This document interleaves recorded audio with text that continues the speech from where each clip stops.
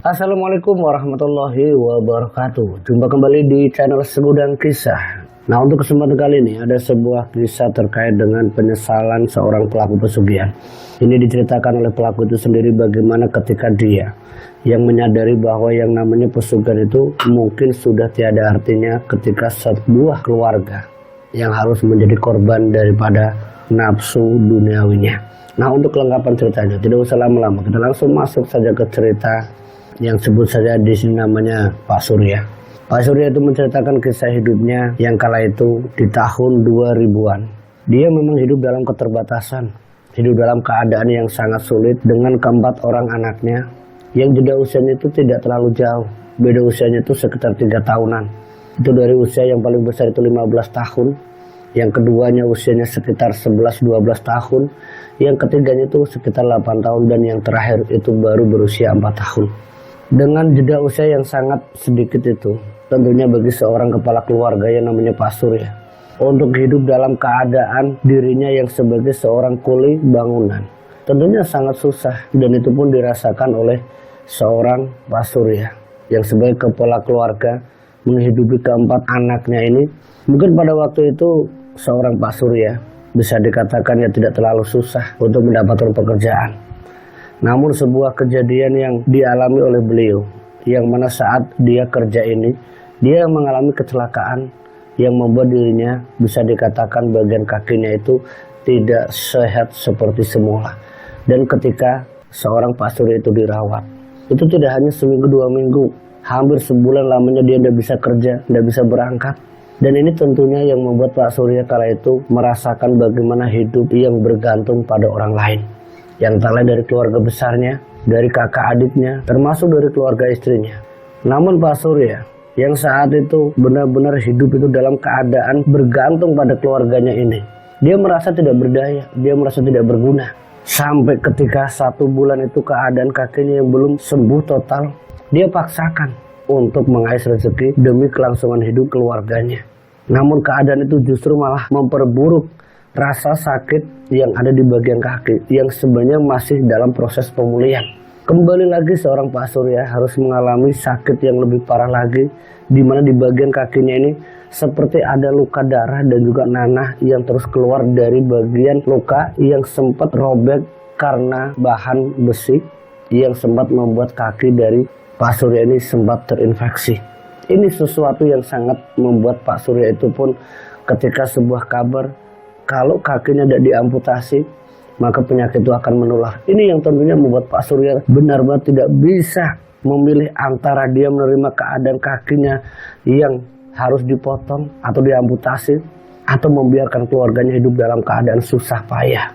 Kurang lebihnya hampir 3 bulan lamanya seorang Pak Surya yang sempat bekerja itu hanya beberapa hari, dan kembali penyakit itu muncul sampai keluar darah dan nanah tadi yang menimbulkan infeksi sampai amputasi. Itu nyaris dilakukan oleh Pak Surya. Namun Pak Surya di saat dia keadaannya hidup dalam keterbatasan ini, muncul sebuah pikiran yang sesat, yang tak lain untuk bisa mendapatkan sebuah kekayaan, yang tak lain lewat jalan ritual pesugihan. Pikiran untuk melakukan ritual pesugihan itu sudah muncul di saat dia yang mengalami sakit yang karena infeksi tadi. Itu setelah 1 bulan dia sempat kerja 3 hari, pikiran tentang ritual pesugihan itu sudah muncul dalam otak dan jiwanya seorang Pak Surya. Namun usaha seorang Pak Surya yang kala itu untuk mendapatkan petunjuk di mana dia harus mendapatkan pesugihan itu masih menjadi usaha seorang Pak Surya. Di saat Pak Surya yang harus menghadapi kenyataan dirinya, di mana Pak Surya yang saat itu di bagian kakinya ini harus dirawat secara bertahap, secara berkala. Di sela-sela seperti itulah seorang Pak Surya yang mencoba menghubungi beberapa temannya, menanyakan apakah ada tempat pesugihan yang bisa aku datangi. Lewat sebuah nama yang tak lain seorang teman kerjanya ini yang sebut saja di sini namanya Heru. Dan Herulah, apa yang diinginkan oleh Pak Surya semua bisa terwujud. Namun saat itu ketika apa yang disampaikan oleh Heru ini ada sebuah tempat yang kamu bisa datangi secara langsung, dan itu ada di wilayah Jawa Tengah bagian selatan. Itu bukan hal yang asing bagi seorang Heru ataupun Pak Surya bahwa di pantai selatan itu ada sebuah ritual pesugihan. Dan waktu itu seorang Pak Surya dalam kondisi sakit di bagian kaki yang sebenarnya mungkin nyaris diamputasi. Pak Surya dengan keadaan kaki yang masih luka itu, dia bersama Heru itu sampai ke salah satu tempat yang dinamakan pantai selatan itu untuk menemui dan bisa mendapatkan nama yang Talen Seorang Kuncen. Itu pun tidak mudah, karena dari usahanya Pak Heru yang bersama dengan Pak Surya yang keadaannya itu sakit di bagian kaki ini, masih dalam keadaan diperban itu kakinya yang ditutupi dengan celananya, dengan jalan kaki pun kadang harus diangkat salah satunya, mendapati sebuah nama yang Talen Seorang Dukun. Itu pun dilakukan tidak hanya sehari dua hari. Pak Surya rela nginep di sebuah tempat yang sebenarnya bukan penginapan, tapi di sebuah gardu atau semacam kayak pos kamling. Dia tidur di sembarang tempat. Hari pertama tidur di gardu desa A, besoknya lagi dia tidur sampai di saung sawah. Itu bersama Heru demi ketemu yang namanya Mbah Kuncen.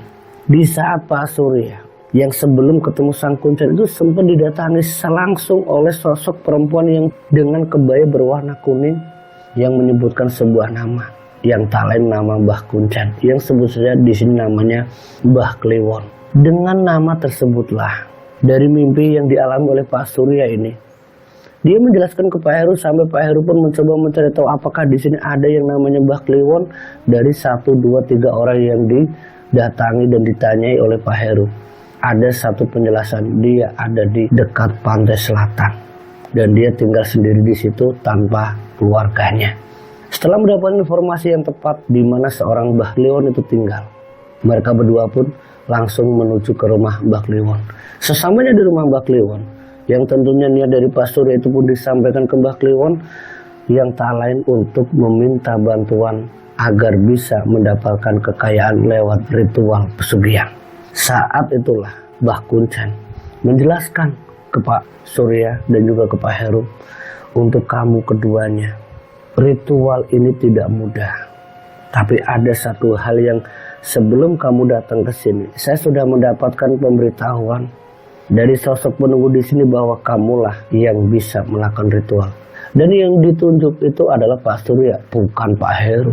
Karena Pak Heru juga sebenarnya ingin mendapatkan ritual pesugihan, namun kala itu Suryalah yang diinginkan oleh sesembahannya. Mungkin itu Pandai Ratu Selatan atau siapa. Setelah apa yang disampaikan oleh sang dukun ini, tentunya untuk melakukan sebuah ritual pesugihan, Mbah Kliwon itu menjelaskan secara detail bagaimana tata caranya, termasuk mahar-maharnya, sesajinya, yang semua didengar oleh Pak Surya dan juga Pak Heru. Setelah semua jenis syarat-syarat itu sudah didengar, seorang Mbah Kliwon tadi meminta sama Pak Surya dan juga Pak Heru untuk mempersiapkannya. Yang tentunya Pak Surya sama Pak Heru kala itu dia sempat balik dulu mempersiapkan segala sesuatu yang terkait dengan mahar dan juga syarat sesajinya. Saat itu yang dilakukan oleh Pak Surya, yang Talen dia mintanya sama Pak Heru, Pak Heru, aku minta tolong sama kamu, mahar ini terlalu berat, syarat ini terlalu sulit untukku, namun apa daya, hanya kamulah orang yang aku percaya. Dan saat itu karena Pak Heru juga sebenarnya menginginkan ritual itu, yang sebenarnya untuk dirinya, untuk persiapan dirinya mau melakukan ritual pesugihan, diserahkan ke Pak Surya. Ini Pak Surya, ini sebenarnya aku sudah mempersiapkan sebelumnya, tapi karena aku memang belum bisa, ini untuk kamu dulu. Dan mereka berdua kembali berangkat ke tempatnya Mbah Kliwon dengan apa yang sudah dibawa oleh Pak Heru. Yang lewat Pak Surya ini, Pak Surya menyerahkan semua mahar dan sesajinya. Mbah, ini apa yang diminta Simbah semuanya sudah saya siapkan. Simbah Kliwon pun menjelaskan ke Pak Surya, baguslah. Jadi sekarang kamu sudah menyiapkan semuanya, tinggal kapan waktunya kamu ritual, nanti tunggu aba-aba dari saya. Tinggallah di sini beberapa hari.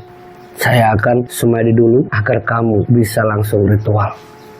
Dan Pak Surya juga sama Pak Heru kala itu menginap di rumah Sang Kuncen itu tidak hanya sehari, hampir 4 hari mereka menginap yang tanpa ada kejelasan kapan ritual itu akan dilakukan oleh Pak Surya. Setelah 4 hari lewat, sempat Pak Surya dan Pak Heru menanyakan ke Mbah Kliwonnya, Mbah, kira-kira kapan Mbah aku ritual? Malam nanti. Aku sudah menanyakan dan menyewankan nama kamu. Tapi ingat Pak Surya, apa yang akan kamu dapatkan ini tidak mudah untuk kamu. Karena di dalam perjanjian nanti tentunya kamu tidak boleh menolak sedikit pun apa yang diinginkan oleh sosok yang akan membuatmu menjadi orang yang kaya raya.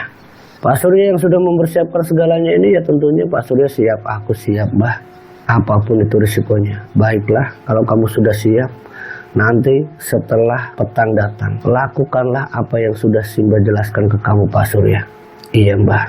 Setelah matahari terbenam, tepatnya mungkin habis maghrib kala itu, Pak Surya yang ditemani Pak Heru, yang Pak Heru itu posisinya dia itu duda. Dia tinggal di sebuah kota yang tidak jauh dari tempat tinggalnya Pak Surya. Keluarganya itu ada di kampung, yang antara anak-anaknya itu bersama kakek dan neneknya. Jadi Pak Heru itu mungkin bisa menemani Pak Surya ya dikarenakan dia memang sendirian tinggal di kota itu. Kurang lebihnya 4 hari itu ditemani oleh Pak Heru. Pak Surya yang sudah mempersiapkan segalanya, pas habis maghrib dia mandi kembang sesuai dengan arahan dari Mbah Kliwon. Setelah dia mandi kembang, Pak Surya kembali masuk dengan keadaan kaki yang masih belum sepenuhnya sembuh, yang luka itu juga masih ada bekas darah dan nanahnya. Seorang Pak Surya tidak mempedulikan rasa sakit itu. Yang penting bagi Pak Surya dalam pikirannya kala itu, aku harus bisa merubah nasibku. Aku tidak mau kakiku diamputasi. Kalaupun kakiku diamputasi, aku harus bisa menjadi orang kaya raya. Ini yang menjadi alasan seorang Pak Surya, dia nekat melakukan ritual pesugihan. Setelah apa yang dilakukan oleh Pak Surya dengan mandi kembang tadi, Mbah Kliwon pun menjelaskan ke Pak Surya, Pak Surya, kamu sudah mandi kembang. Sekarang ikutlah bersama saya. Kemana Mbah? Ke dalam kamar. Kamu di dalam kamar itu sesuai dengan apa yang sudah kamu siapkan, yang telah sesaji yang sebelumnya. Kamu nanti ikuti apa yang Simbah bacakan. Iya Mbah. Pak Surya pun diminta sama Mbah Kliwon untuk ikut. Sementara Pak Heru yang mengantar Pak Surya disuruh nunggu di dalam rumah di ruangan tengah. Sementara Pak Surya masuk bersama Mbah Kliwon, saat itulah ritual itu akan dilakukan, yang lain ya ritual pesugihan. Sebuah tempat atau kamar milik dari Mbah Kliwon ini. Kamar itu dipenuhi dengan berbagai macam jenis sesaji. Namun di antara sesaji itu ada sebuah kasur lantai yang di atasnya sudah dipenuhi dengan kembang. Dan kembang itu pun sangat banyak, mungkin 7 rupa. Setelah Pak Surya duduk bersilah, yang saat itu yang namanya Mbah Kliwon ini mulai membaca mantra. Muncul asap kabut yang menyerupai bentuk sosok, yang ternyata sosok itu adalah sosok wanita yang sangat cantik menurut Pak Surya. Saat itulah seorang Mbah Dukun ini meminta sama Surya, apakah kamu siap untuk menjadi pengikutnya? Dijawab sama Pak Surya, aku sudah siap Mbah. Kalau kamu sudah siap, lakukan apa yang dia inginkan. Itu sosok perempuan cantik yang ada di dalam kamarnya Mbah Kliwon. Saat itu Mbah Kliwon mundur dari tempat ritualnya. Dia menutup pintu, sementara Pak Surya ditemani sosok gadis yang muncul itu dari kabut asap seperti ya kayak dupa atau kemenyan ini. Saat itulah Pak Surya yang mungkin merasa dirinya ini sudah terbius hawa nafsu duniawi, hawa nafsu dengan kecantikan sosok gadis yang muncul di dalam kamar itu, membuat Pak Surya lupa akan segalanya. Disitulah Pak Surya melakukan sebuah ritual yang talent hubungan badan. Dalam keadaan sadar, seorang Pak Surya itu melakukan hubungan dengan sosok perempuan tadi. Namun ada satu hal yang diingat oleh Pak Surya.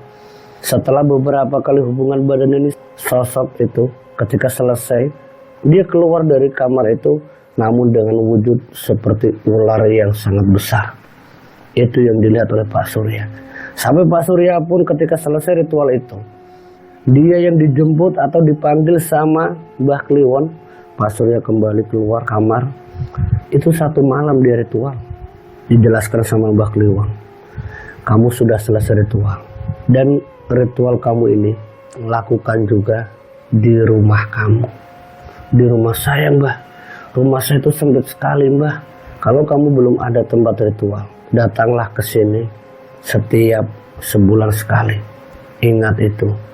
Setelah kamu mendapatkan apa yang diberikan oleh sesembahan kamu, segeralah kamu mempersiapkan diri untuk punya kamar khusus yang terlain kamar ritual. Dan Pak Surya pun mengiyakan. Terkait dengan apa yang dilakukan oleh Pak Surya ini, Pak Surya pun dijelaskan oleh Mbah Kliwon pantangan-pantangan dari ritual pesugihan itu. Yang pertama, ketika bergaul atau berhubungan badan dengan sosok itu, janganlah pernah istrinya tidur seranjang dengan Pak Surya. Ketika malam ritual, sebaiknya Pak Surya tidak satu kamar dengan istrinya.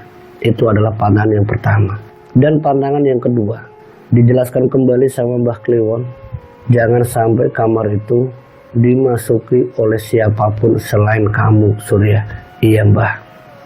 Pastikan kamar itu tidak ada yang tahu dan kuncilah serapat-rapat mungkin. Karena jikalau kamu ketahuan atau diketahui oleh siapapun, maka ritual kamu atau kamar ritual kamu akan menjadi petaka. Dan ingat pesan itu, Pak Surya. Iya, Mbah. Apa yang dikatakan oleh Mbah Kliwon itu tentunya Pak Surya harus mengingatnya. Saat itu bersama dengan Pak Heru, Pak Surya yang sudah mendapatkan semua penjelasannya dengan ritual yang sudah dilakukan ini, Pak Surya itu harus balik dan menyediakan kamar. Namun satu masalah dari Pak Surya ini terkait dengan kamar ritual yang tidak dia punya. Karena rumah dari Pak Surya ini dengan istri dan keempat anaknya. Sementara rumah Pak Surya ini rumahnya sangat kecil. Sehingga Pak Surya yang setelah ritual ini ya dia belum bisa mendapatkan apa yang dia inginkan. Yang tak lain harta pesugihan dari ritualnya ini. Sampai seminggu setelah dia ritual, dia berharap ada yang datang dan mengirimkan seperti yang diharapkan oleh Pak Surya. Namun apa yang diinginkan oleh Pak Surya ini tidak kunjung datang. Pak Surya datang lagi menemui Mbah Kliwon. Dia sendirian. Itu dalam keadaan dia kakinya yang sebenarnya nyaris diamputasi. Ketika datang ke rumahnya Mbah Kliwon, dia mempermasalahkan terkait dengan hasil ritualnya. Mbah, kenapa aku tidak kunjung mendapatkan apa yang aku inginkan, Mbah? Harta bendanya mana, Mbah? Mbah Kliwon pun menjelaskan, Surya, untuk kamu bisa mendapatkan harta pesugihan itu sebenarnya sudah ada. Tinggal kamu melakukan ritual di rumah kamu. Dan dia pasti akan langsung memberikan. Namun masalahnya di kamu tidak punya kamar ritual. Kalau itu jadi kendala kamu, tunggulah waktu yang tepat, yang tak lain sebulan lagi malam Sabtu Kliwon kamu kesini. Dan ambillah apa yang menjadi hak kamu. Sebulan lagi, Mbah. Iya, tapi Mbah, aku saat ini dalam keadaan tidak punya apa-apa. Semua terserah kamu, Pak Surya. Dan tidak ada pilihan bagi Pak Surya selain menuruti apa yang disampaikan Mbah Kliwon. Dia balik lagi tanpa hasil. Saat sampai di rumah, dia kembali merintih kesakitan dengan sakit yang membuat kakinya ini terus mengeluarkan darah dan nanah. Saat itu Pak Surya yang dalam keadaan dia yang sudah tidak punya apa-apa ini, semua tergantung dari keluarga besarnya ini. Pak Surya yang sudah melakukan ritual itu, ia hanya bisa berharap kapan tiba waktunya malam Sabtu Kliwon. Saat itu Pak Surya yang merasakan bagaimana hinaan dan cacian dari seluruh keluarga besarnya bahwa kamu itu ngerepotin saja, Surya. Itu dirasakan oleh Surya dan istrinya. Sampai Surya pun berujar pada keluarganya, aku pasti jadi orang lebih dari kamu. Ingat itu. Mungkin saat ini aku kakinya seperti ini, tapi setelah kakiku sembuh, aku pasti akan jadi orang sukses. Dari keluarga besarnya sempat bilang, kamu udah usah ngimpi. Buktinya mana, dari dulu kamu ngomong seperti itu, tapi nyatanya kamu susah payah. Itu dari keluarga-keluarga yang memang tidak suka dengan Surya. Dalam keadaan keterbatasan itu, sempat istrinya menanyakan ke Surya, Pak, Samban itu kemarin kemana saja? Samban seharian dalam keadaan seperti itu kemana saja? Dan apa benar yang disampaikan Pak Heru kalau Samban itu pergi ke tempat pesugihan? Kagetnya bukan main itu Pak Surya ketika istrinya mengetahui kalau Surya itu ke tempat pesugihan. Dan disitulah awal mulanya seorang Pak Surya itu menjelaskan ke istrinya bahwa benar apa yang dikatakan Heru, istriku. Aku memang sudah melakukannya. Namun untuk mendapatkan hasil pesugihan itu aku butuh kamar ritual. Sementara kita tahu rumah kita ini kamarnya hanya ada berapa? 2. Dan tidak mungkin aku melakukannya di rumah ini. Tapi sabar Kak, aku sudah melakukannya. Dan aku akan menunggu Sabtu Kliwon di mana aku akan mendapatkan apa yang aku inginkan. Pak, aku takut Pak. Bukankah pesugihan itu ada tumbalnya? Kamu tidak usah khawatir Bu. Apa yang aku lakukan ini adalah pesugihan tanpa tumbal. Memang ada Pak. Tidak ada Pak. Percayalah sama Bapak. Percayalah sama suamimu. Aku melakukan yang namanya ritual pesugihan. Namun ada satu hal yang harus kamu ingat. Ketika di malam tertentu, tepatnya malam Sabtu Kliwon, aku minta sama kamu, ketika nanti aku ritual di rumah, di kamar, jangan ganggu aku di setiap malam Sabtu Kliwon. Itu pesan aku. Dan kedua, jaga kamar ritual aku, jangan sampai siapapun itu mengetahuinya. Tapi Pak, bagaimana saya bisa menjaga Pak? Kamar ini kan cuma 2 Pak. Bu, nanti aku akan beli rumah baru, tidak di sini. Sebuah impian yang disampaikan ke istrinya, yang sempat istrinya pun berangan-angan. Apa benar Bapak bisa beli rumah baru Pak? Sementara kita sendiri hidup makan saja susah. Sudahlah Bu, kita tinggal sabar saja. Setelah hari demi hari dilewati oleh Pak Surya dengan keluarganya yang hidup dengan bantuan dari tetangganya ataupun dari keluarga besarnya yang selalu hina dan cacian ini terus berlanjut, yang membuat Pak Surya semakin merasa geram dengan tetangganya. Tiba waktunya pas hari dia ritual, yaitu malam Sabtu Kliwon. Bersama istrinya berangkat meninggalkan keempat anaknya. Itu tidak sama Heru tapi sama istrinya secara langsung. Pak Surya berangkat ke tempatnya Mbah Kliwon yang terakhir untuk melakukan ritual hubungan badan, di mana saat itu istrinya juga menanyakan ke Mbah Kliwon, apakah benar suamiku ritual tanpa tumbal? Dijawab sama Mbah Kliwon, benar. Suamimu melakukan hubungan badan dengan sesembahannya dan kamu harus mendukungnya dan kamu akan menikmati apa yang dilakukan suami kamu. Iya Mbah. Malam Sabtu Kliwon itu juga Pak Surya kembali di ritual satu malam yang terakhir hubungan ke badan kembali dengan sosok sesembahannya yang terakhir sosok siluman ular ini. Dari hasil ritual hubungan badan dari sosok siluman ular itu dia dapatkan sebuah harta benda yang tak lain emas berlian yang memang ditaruh di sebuah kendi yang sudah disajikan atau disiapkan oleh sang dukun, sebuah tempat dari tanah liat yang seperti kayak gendong. Dan disitulah emas berlian itu dia dapatkan dari sosok siluman ular setelah ritual semalam yang tak lain hubungan badan itu selesai. Gendong itu dibuka oleh Pak Surya dan benar apa yang disampaikan Mbah Kliwon, semuanya berisi gelang, kalung, cincin yang tak lain emas dan berliannya. Saat itu Mbah Kliwon menjelaskan ke Pak Surya, itu semua milikmu Pak Surya. Dan ingat, siapkan ini juga di rumah kamu. Karena apa yang akan dia berikan lewat kendi seperti ini. Semakin besar semakin banyak isinya. Setiap ritual kamu maka dia akan mengganti apa yang kamu inginkan. Iya Mbah.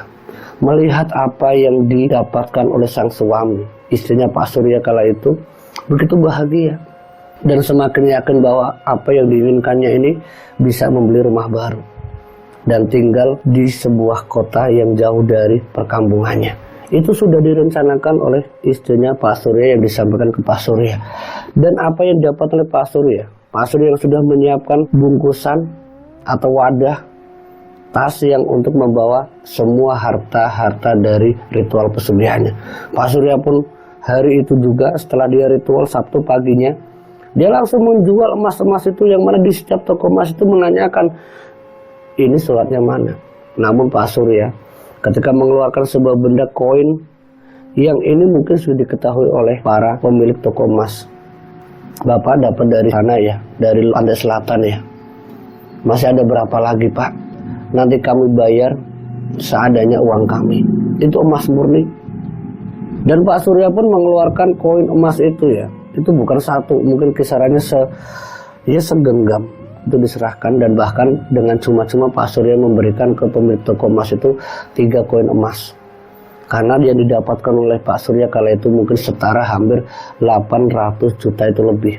Itu dalam sekali jual. Itu belum ke toko emas yang lain yang intinya dalam sehari Pak Surya itu mendapatkan sekitar 2,5 miliar setelah apa yang dia dapatkan dari ritual pesugihannya. Dengan uang sebanyak itu, tentunya Pak Surya langsung mencoba mencari rumah atau tempat tinggal yang tanpa pikir panjang, berapapun harga rumah itu langsung dibeli oleh Pak Surya. Lewat bantuan orang-orang yang ahli dalam jual beli rumah, ya semuanya diurus oleh orang itu. Dan semenjak saat itulah Pak Surya bersama istrinya dan keempat anaknya tinggal di rumah yang baru dan meninggalkan rumah yang lama. Dan apa yang terjadi sama Pak Surya setelah ritual itu dilakukan? Ya Pak Surya benar-benar melakukan apa yang disampaikan oleh sang dukun di sebuah kamar di lantai 2, di mana dia setiap malam Sabtu Kliwon itu ritual, dan itu berlangsung dari tahun ke tahun yang semakin meyakinkan istrinya Pak Surya termasuk Pak Surya sendiri tidak ada tumbal nyawa. Dan itu bukan hanya setahun 2 tahun, kurang lebihnya itu hampir 7 tahun Pak Surya itu tidak ada tumbal nyawanya. Memang dirasakan oleh Pak Surya, namun setelah 7 tahun itu, apa yang disaksikan dan dirasakan oleh Pak Surya ketika kelalaian seorang Pak Surya dengan kesibukannya, dia melalaikan ritualnya, dan ini mungkin yang menjadi petaka seorang Pak Surya. Lalai sekali tapi menjadi petaka selamanya. Karena dari satu kelalaian seorang Pak Surya ini, dia tidak bisa merubah apa yang sudah menjadi kelalaiannya. Dan petaka itu satu persatu menghampiri seorang Pak Surya. Anak-anaknya Pak Surya yang nomor 4, yang kala itu sudah usianya mungkin 12 tahun, sakit yang tidak ada 1 bulan anak itu meninggal. Itu anaknya Pak Surya. Dan saat anaknya yang meninggal kala itu yang tak lain adalah anak keempatnya Pak Surya, yang sudah beberapa kali datang ke Mbah Kliwon untuk menanyakan jangan sampai petaka itu berdampak pada anak-anaknya. Namun waktu itu jawabannya Mbah Kliwon itu tidak bisa membantu seorang Pak Surya. Semua itu karena kamu sudah lalai sendiri, dan dampaknya ya kamu sendiri yang nanggung. Dan dampak pertama itu adalah anak keempatnya Pak Surya. Sebulan dia sakit-sakitan yang ternyata dia diambil oleh sosok siluman ular. Dari situlah sebuah petaka awal yang dialami oleh Pak Surya dan istrinya, di mana 7 tahun lamanya tidak ada tumbal. Namun semenjak anak keempat itu meninggal, hampir setiap tahun yang namanya anak-anaknya Pak Surya itu selalu menjadi rentetan tumbal beruntun. Anak ketiganya di tahun berikutnya meninggal dunia. Ini yang membuat istrinya Pak Surya tidak kuasa menahan kesedihan, tidak kuasa menahan penderitaan, penyesalan bahwa di balik kesuksesannya yang seharusnya diwariskan ke anak-anaknya, tapi satu persatu anak-anaknya ini meninggal dunia. Sampai istrinya pun mencoba untuk meminta bantuan para dukun sakti. Istrinya Pak Surya, ya baru Pak Surya, minta bantuan dukun agar sosok siluman ular yang menjadi sesembahan dari Pak Surya tidak membuat anak-anaknya meninggal. Itu setelah kedua anaknya Pak Surya meninggal. Dan usaha dari Pak Surya dan istrinya lewat bantuan para dukun ini tidak membuahkan hasil sedikit pun. Yang ada malah teror-teror nyata. Banyak setan-setan atau hantu-hantu itu bergentayangan di rumahnya Pak Surya. Dari anak-anaknya yang sudah meninggal, dari sosok kuntilanak, sosok pocong, bahkan sosok genderuwo itu muncul di rumah 2 lantai rumah milik dari Pak Surya.